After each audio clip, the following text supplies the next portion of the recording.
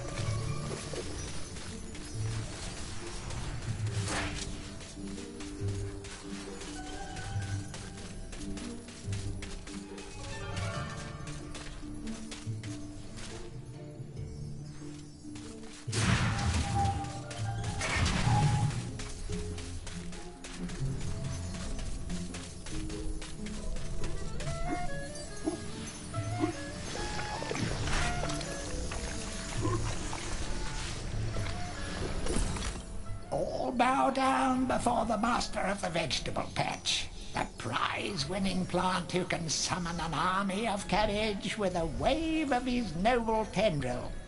He's delicious, he's nutritious, he's Zarok's secret recipe.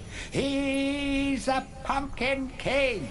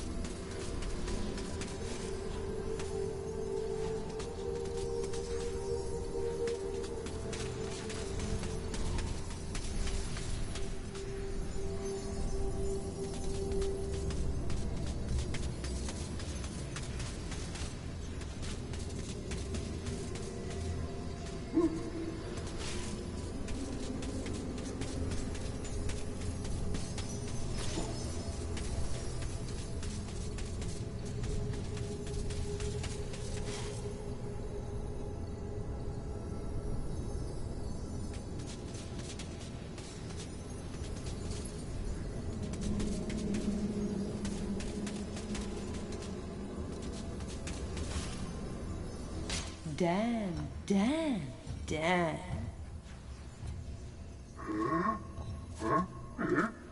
Don't be shy. I've seen you giving me the eye. You may be weak and feeble like old men, but I like you, Daniel. Now listen up. Your bow and arrows are fine for itty-bitty jobs, but if you want to pack some serious heat, you should take this spear.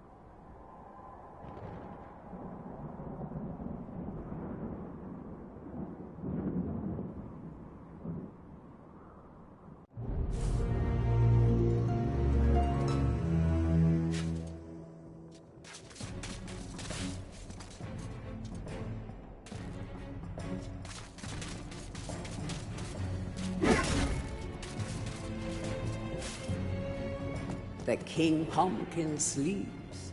If you want an audience with this regal plant, you should mash all of his pod sacks.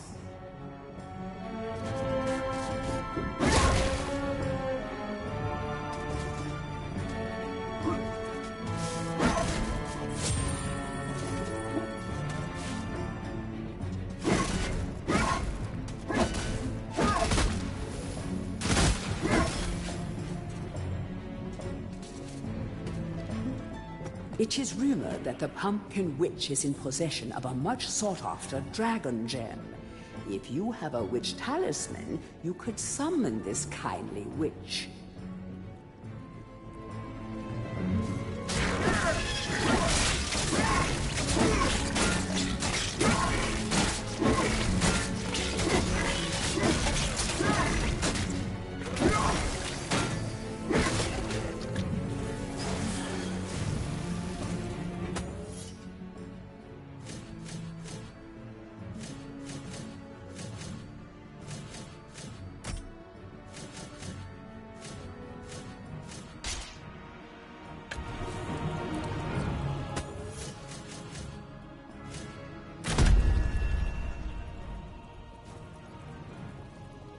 Greetings, kind sir. I am the Pumpkin Witch.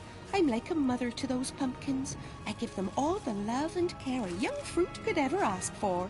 From the moment they first push a shoot above the soil, right up until their heads are cut off and eaten.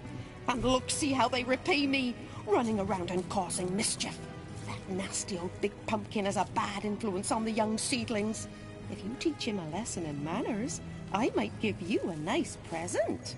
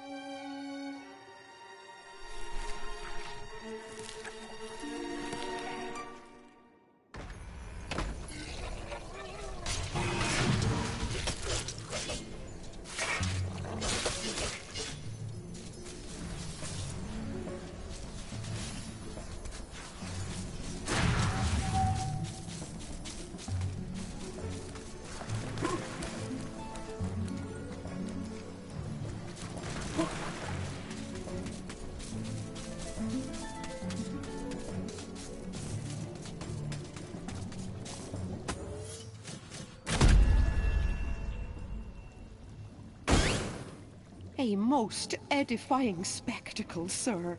Man and vegetable in a magnificent duel to the death. Oh, I've come over all of a doodah. Here, have this lovely dragon gem as your reward. Oh, lovely, majestic creatures dragons are.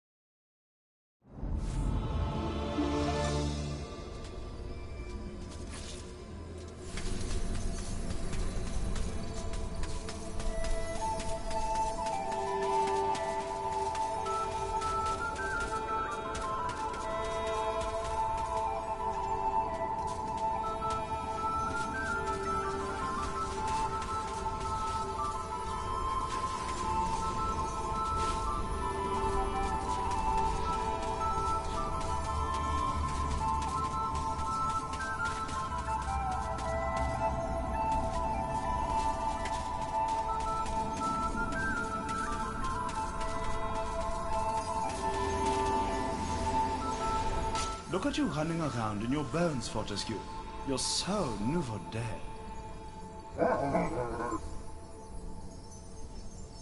I, Ravenhooves, last prince of the Centaurs, have not galloped the earth in over 10,000 years. Do yourself a favor, Fortescue. Take my longbow. More powerful than a crossbow.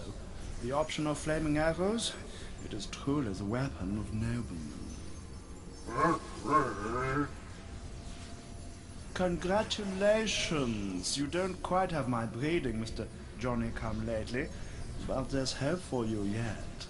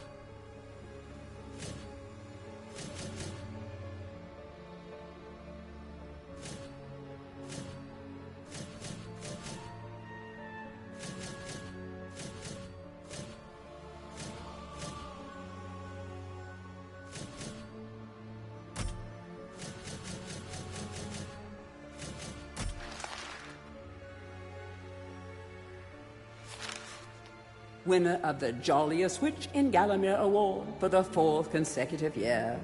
Wartilda actually runs a successful potions business and makes cool cheddar from her pumpkin spice profiteering. The other witches are secretly jealous.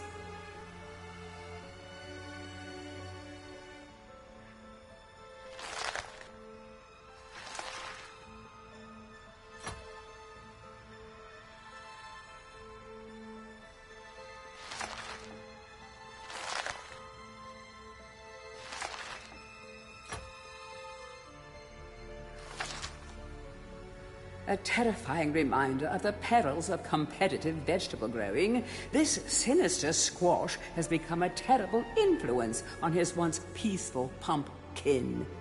Xerox magic has created the ultimate superfood. This is one ghoulish gourd that's simply bustin' for a dustin'.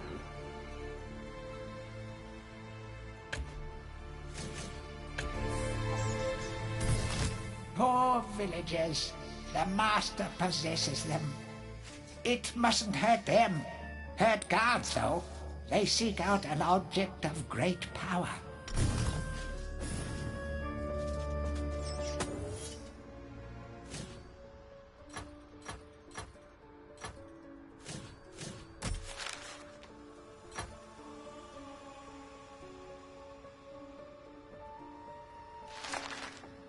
Hypnotized citizens of a once thriving town. They'll happily invite you in for tea, but if they ask to borrow a shovel, you should probably decline.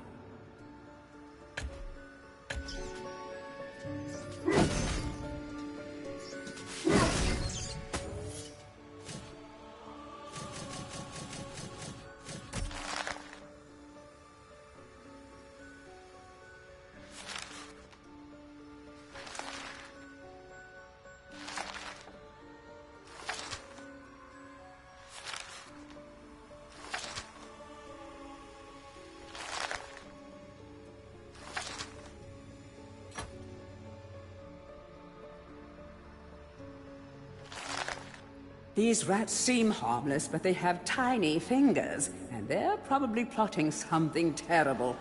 Each rat you squish is an act of treason against the mighty Rat King Derek.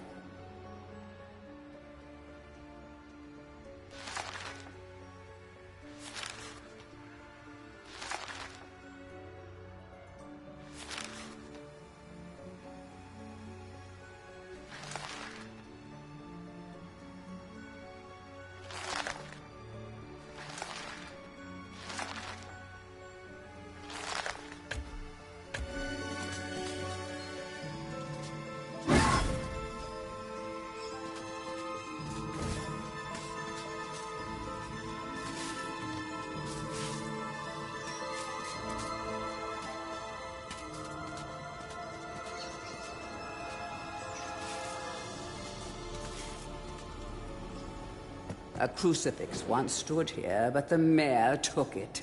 Find a replacement and see how the church should really look.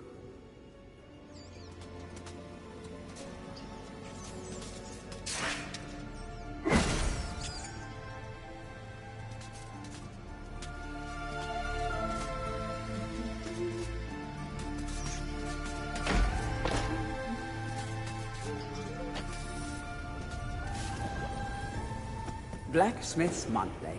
Old man Willie Green of Gallowstown was awarded Smithy of the Season by our readers.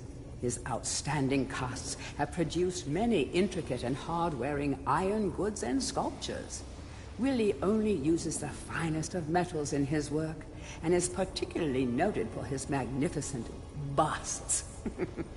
Old man Willie was quoted as saying, "Aye, when I get pumping on me bellows, there's no stopping me. It's all in the rhythm, up and down, up and down. I've always been inspired by the stories of Stanya Ironhewer, the greatest smithy there ever was."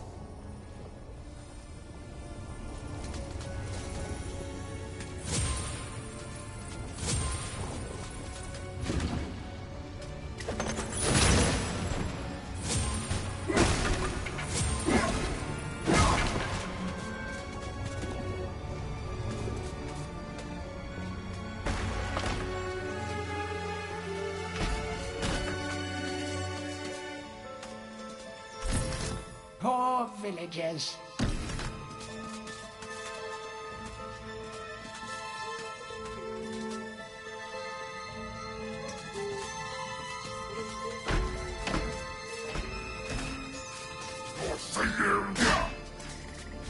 I see you!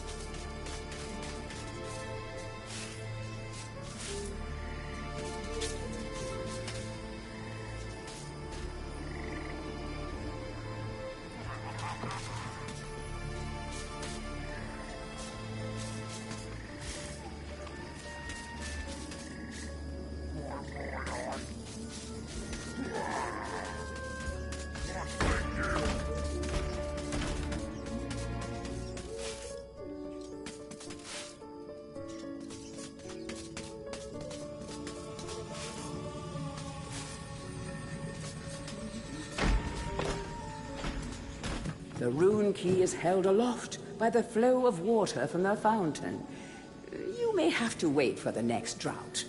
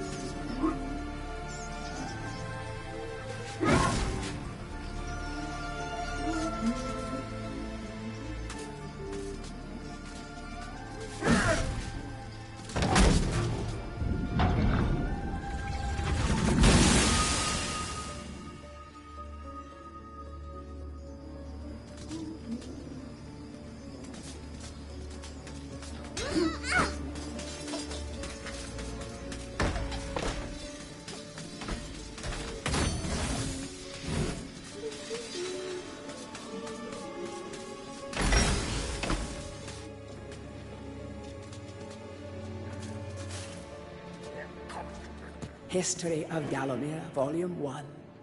During the dark time that was Gallowmere's not too distant past, it was King Peregrine who thwarted Xeroc the Necromancer and his plan to enslave the land. Xeroc, once the king's mage, had fallen out of favor with the ruler for conducting outlandish experiments on the bodies of the dead. It was said that deep within Peregrine Castle, the dead were restless. The dead are to be honored, not kept as the playthings of alchemists, declared King Peregrine as he banished Xeroc from the castle. All of Xeroc's living dead were routed out and destroyed. Xeroc, being an unforgiving soul, went into hiding and vowed to wreak his revenge on the king. History of Gallowmere, Volume 2.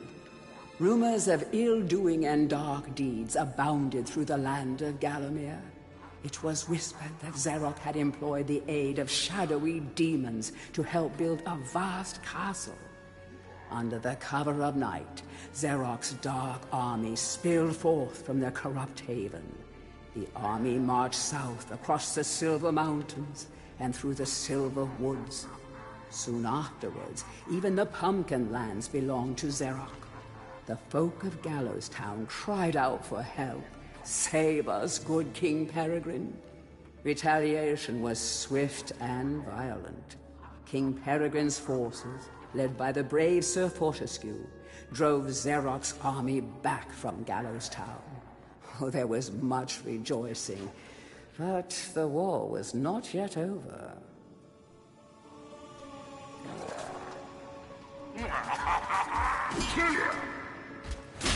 History of Gallowmere, Volume 3.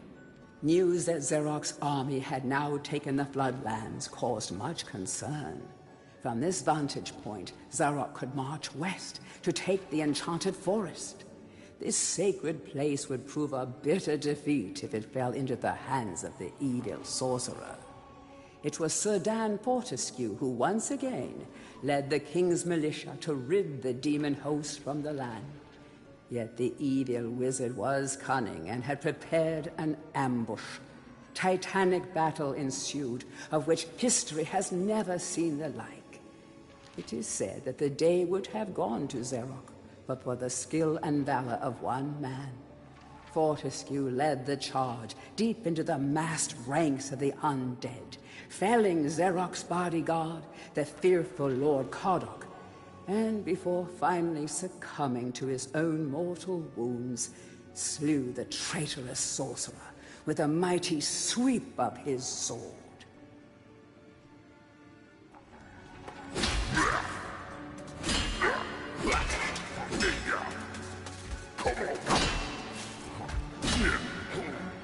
History of Gallowmere, Volume 4. The forces of evil were destroyed, but at a terrible price. None but a handful of the king's militia returned from that field. Gallowmere lost a whole generation of young men that day, including Canny Tim, the legendary crossbowman, and Fortescue's second-in-command, who fell in the first volley of arrows. Zarok's body was never found, though if it lies unmourned in an unmarked grave, then no one in Gallowmere would shed a tear. The shadow demons that had fallen under Zarok's banner were unnatural creatures that did not belong in the world of mortal men. The king declared that they be banished, entombed under the pure earth of the enchanted earth. Imprisoned within an impregnable box of the king's design, the demons were buried deep underground. Their tomb was sealed with a magical device that has since come to be known as the Shadow Artifact.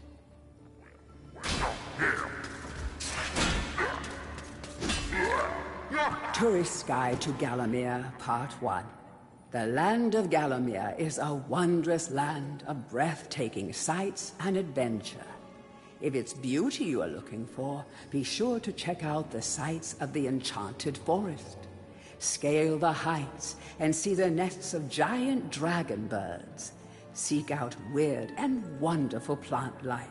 Go ooh and ah at the sight of baby dragon toads splashing about in the crystal clear ponds. Why not take a walk through the Pumpkin Valley?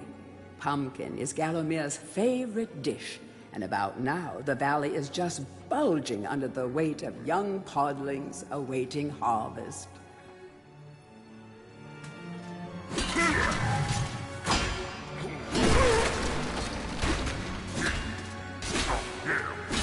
Tourist's Guide to Gallowmere, Part 2. If it's mystery you're looking for, then the seasoned adventurer should travel to the ruins of King Peregrine's castle. Yes, this is the fortress from which the fabled King Peregrine once hailed. It is said that the king's crown was lost in the dungeons below the castle, and that the ghost of the regent himself now haunts these cold stone passageways. Spooky. Why not take the swamps and seek out the mythical town of Mellowmead? This place was once said to be a place of fantastical arcane alchemy, but an age has passed since it was consumed by the murky swamps. Perhaps great treasure awaits any adventurer that can locate its watery resting place.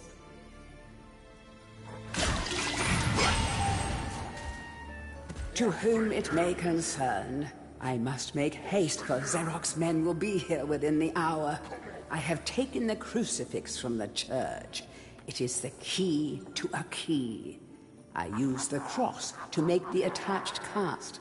Then I had it destroyed. It is my hope that this cast falls into the hands of a just and good hero. Signed, the town mayor.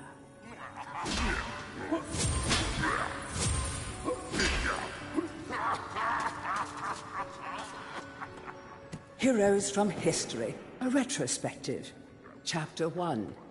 In addition to being the strongest man who ever lived, Stanyer Ironhewer was unsurpassed in his skill as a blacksmith. He was equally happy pounding on his anvil at home as he was pounding on someone's head in battle. It was said that his only fear was the end of the village smithy as the focus of manufacture, in favor of more centralized units. As if.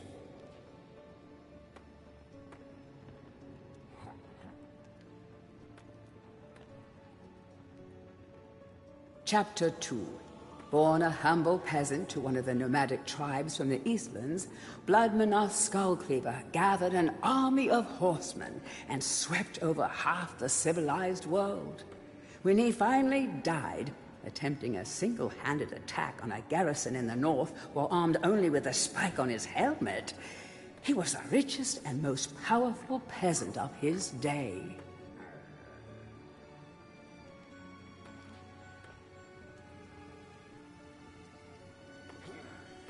Chapter 3. Carl Sterngard spent most of his formative years under siege at his family castle. With his impregnable magic shield, Sterngard's motto was, "The best form of attack is defense." Sadly, his shield couldn't protect him against poor eating habits, and he died during a post-battle feast, while swallowing a large sausage he had failed to chew.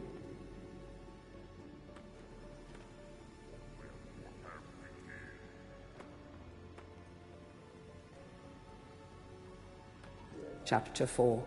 Truly the hero's hero, Woden the Mighty was fearless, single-minded, and uncompromising. Unbeaten in combat, he inspired raw fear in friends and enemies alike, not to mention in close family members and pets. Chapter 5. Trained from birth in all forms of combat, Imanzi Shongama was the warrior queen of a tribe of Amazons. The bold and the beautiful Shongama banished all males from her territory, except the handful she kept on to mow the lawns of her people. Chapter 6. A full-time mother and homemaker, Megwin Stormbinder had to defend her settlement from barbarian raiders while the menfolk were away on a hunting trip. She fought off repeated attacks, armed only with a pitchfork and a rolling pin, and with one arm holding her baby.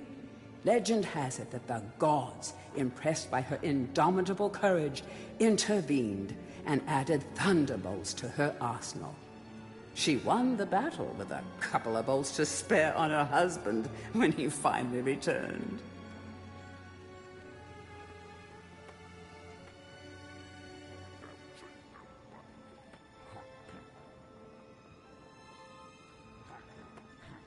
Chapter 7. Dirk Steadfast was a fearsome opponent thanks to his magic sword and a firmly held belief that only women defend themselves.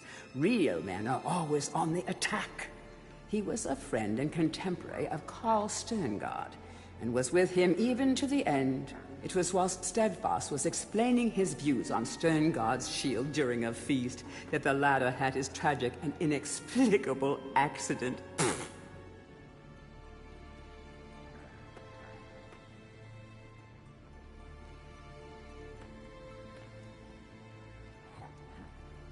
Chapter 8. Descended from the finest centaur bloodstock, Ravenhooves the Archer was the last prince of his people.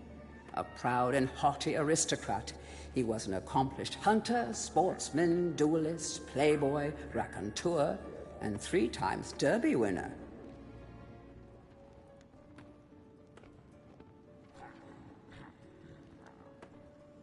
Chapter 9. Captain of the militia in the time of King Peregrine, Sir Daniel Fortescue found fame when he killed a renegade wizard, Zerok. A career soldier raised in the royal household, he was adored by the men under his command, and renowned for his loyalty to Galamir. It was said that Fortescue was always destined for greatness. With his square jaw, steely gaze, and thick shock of hair as black as raven's wings, he looked every inch the hero.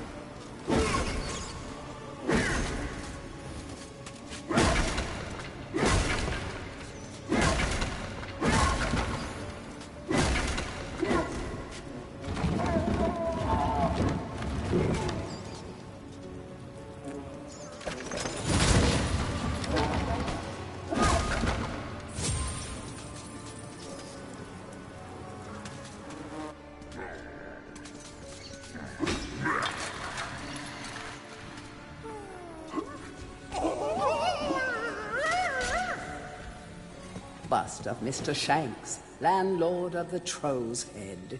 To clean the statue, lower the pedestal.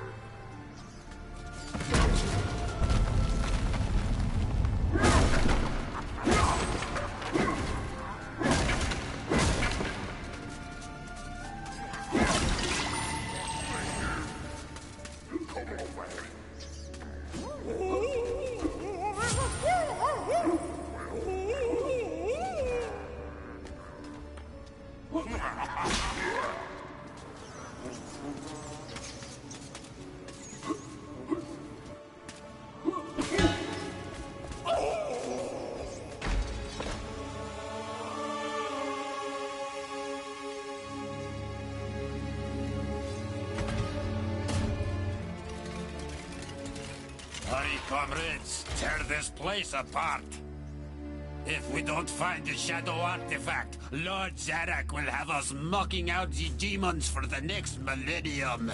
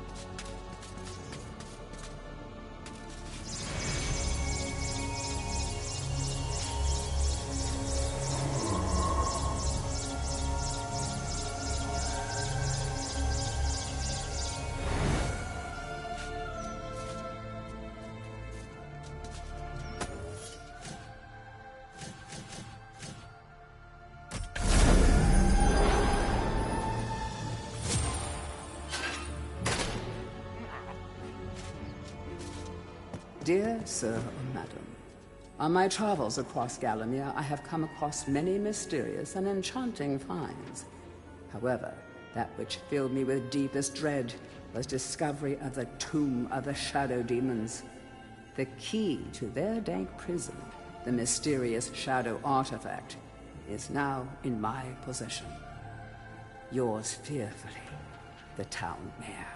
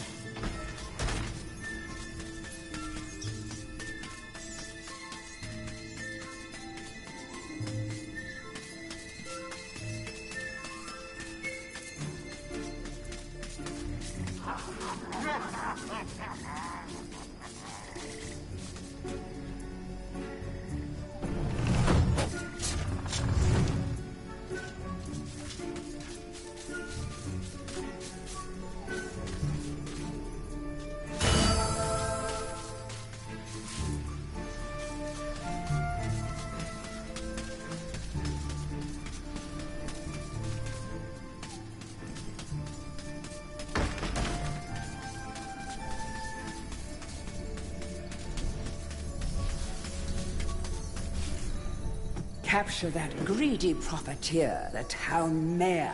Take him to the asylum dungeons. Give the fat boy a good going over. Locate the shadow artifact. Bring me back something nice.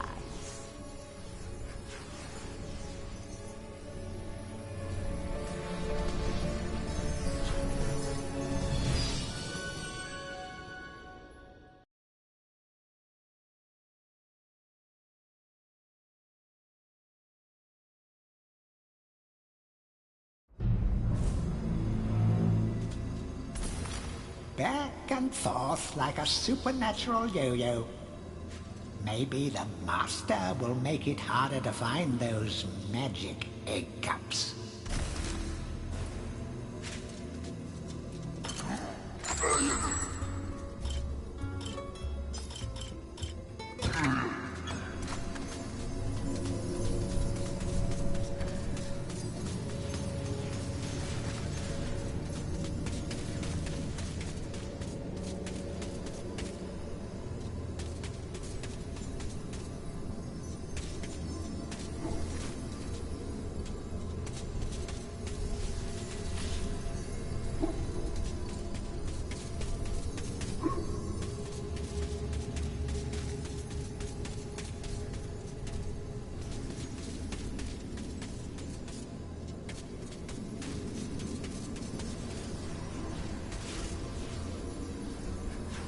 Hey, Mr. Fortisque, I want to talk with you.